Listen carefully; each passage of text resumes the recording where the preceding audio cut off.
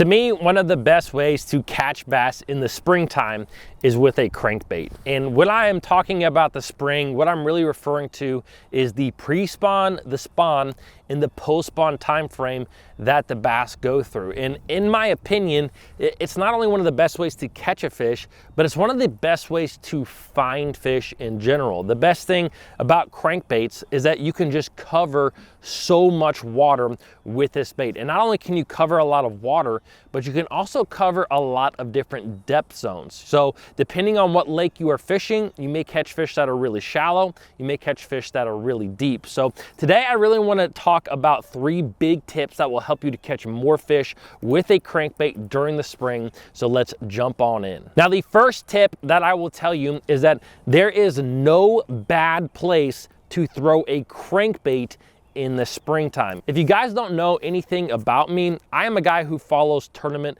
bass fishing pretty closely. I also do a lot of tournament fishing, and not that you have to be a tournament fisherman to understand this, but a lot of times what you see in the spring, especially in that pre-spawn and post-spawn time frame, is that guys who get on crankbait bites tend to win tournaments. Okay, this is a great way to catch really big fish in the bodies of water that you're fishing. There's not always a common denominator when it comes to where guys are fishing that crankbait. It's just that they are fishing this bait. We've seen guys like Randy Howe win tournaments during the pre-spawn time frame on riprap banks, and we've seen guys like Kevin Van Dam win really early summer, late springtime tournaments, deep cranking offshore structure. And so that's the thing to me about a crankbait, is that during the spring, I just keep one locked in my hand, and I'm going to pick a crankbait that kind of suits what I am fishing. You know, a lot of times for me, where I live, we get a lot of rain during the spring. We get a lot of muddier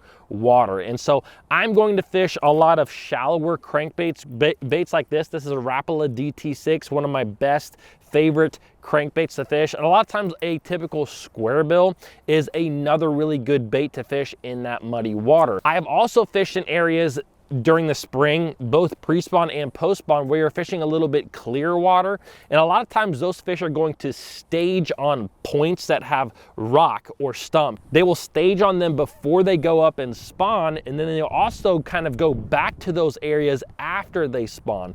And those areas are a great place to pick up that deep crankbait. Now, one of my favorite deep crankbaits is the Strike King 5XD. The reason that I like that bait is it's a smaller bait, but it gets down really deep. You can fish that bait in 15 foot of water. Now, if you live in parts of the country that have really giant bass in them, you know, the Texases of the world, other places that really have these big bass, sometimes fishing a really big crankbait, like a 10XD style crankbait, is what you want to do to get those bigger than average size bites. But I feel like for a lot of us, we're not always fishing for 7 to 10 pound fish. We're fishing for a lot of 2 to 4 pound fish. And that 5XD is a really good bait to catch that size of fish. So the big thing with cranking in the spring is always have one tied up. No matter where you go, always have one tied up. Use a bait that really fits the water you are fishing. Tip number 2 when it comes to fishing a crankbait during the spring is that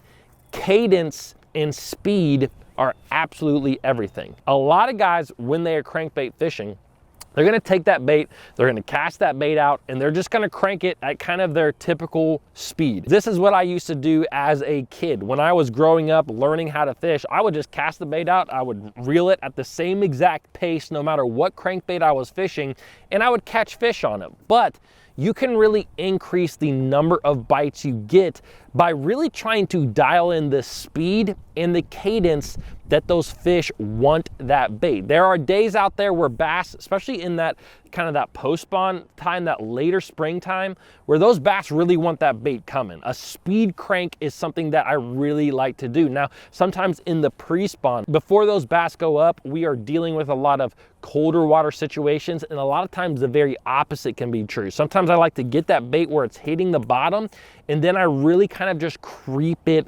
along. Now, for me, not only do I look at speed, but I really believe that cadence is a big deal. And what I mean by cadence is a lot of times we talk about cadence when we talk about baits like jerk baits and topwater baits, where you're trying to figure out how the bass want it. Do they want, you know, a twitch, twitch, stop, or do they want a twitch, twitch, twitch, twitch, stop and let it sit there for a little? That's really what cadence is. But with a crankbait, what I mean by cadence is sometimes stopping and going can make a absolutely giant difference. I fished a tournament just a couple of years ago on a local body of water, and both me and my partner were fishing crankbaits.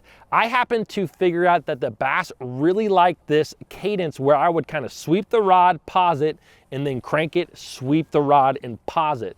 Now, you wouldn't think that it would make that big of a difference, right? But me and my buddy, we fished the exact same bait all day long, and I was catching literally all of our fish. Like it was that much of a difference. And finally, I told him, dude, I think it's all about the pause. I think it's all about sweeping that rod, slowing it down, pausing it, and letting it go. And literally within 10 minutes of him starting to do that, he was starting to catch fish. So cadence, speed is a huge thing when it comes to fishing a crankbait during the spring. Now, the third tip when it comes to fishing a crankbait during the spring is all about the crankbait's wiggle, okay? Some crankbaits have a really wide wiggle. I tend to call those crankbaits a wobble, okay?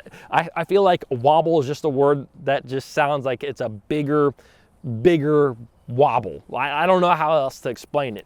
And then you have crankbaits like the one that I have here, which is again a Rapala DT6, which are more of a wiggle. It's a tighter action. It's a tighter wiggle. So you kind of have the wiggle and you kind of have the wobble. Now, just like what I talked about when it came to speed and cadence of fishing that bait, another thing that bass will really hone in on during the springtime is different wiggles or wobbles. There will be days that you go out there on the water where the bass really want a tight wiggle, a tight vibration. And those are the days where I'm picking up baits like this, the DT6, or I would pick up a flat-sided crankbait. Now, there are also days where it seems like you get more bites on baits that just have a bigger wobble to them. Most of the time when you're fishing in cold water, I like a tight action. And when you're fishing in warmer water, I like that bigger wobble action. But that is not always the case. There are days out there on the water where you might be in cold water, but you're in very muddy water. And sometimes just because you are in that muddy water, bass want a bigger wobble that sends out a bigger vibration. It moves more water and they can hone in on it a little bit more. So the big thing is simply experiment. If you feel like the fish are hitting a crankbait, you know, if you can have 2 crankbait rods, put them on the front deck of your boat, switch off in between them, and just figure out what the fish want. Now, another thing you can do is put a clip on the end of your line, and that way you can easily switch out what crankbait you are throwing. Maybe fish one for 20 minutes and another one for another 20 minutes, and keep switching really until you figure out what the bass want. Now, real quick before you leave, I want to talk quickly about the gear that I use to fish a crankbait with. Bruin ELS reel, 6.2 to 1 gear ratio. And again, I'll have all this stuff linked down below. My favorite crankbait rod, kind of overall crankbait rod. I don't throw really big deep diving crankbaits with this rod, but for the most part, I throw most of my crankbaits with this rod. This is the Arc Tharp Series grinder rod. This is a composite rod, so it has the feel of graphite, but it has the give of more of a glass rod, which is really important when you're fishing that crankbait. Now, when it comes to the line, I like fluorocarbon line. Typically 12 pound or 15 pound is what I'm going to throw on my crankbait. 15 pound is typically kind of reserved for the very heavy cover areas, or if I'm fishing a really large crankbait like those 10XDs that we talked about earlier. I hope you guys enjoyed this video. Please don't forget to subscribe to Sportsman's Outfitters YouTube channel, and I will see you guys in the next video.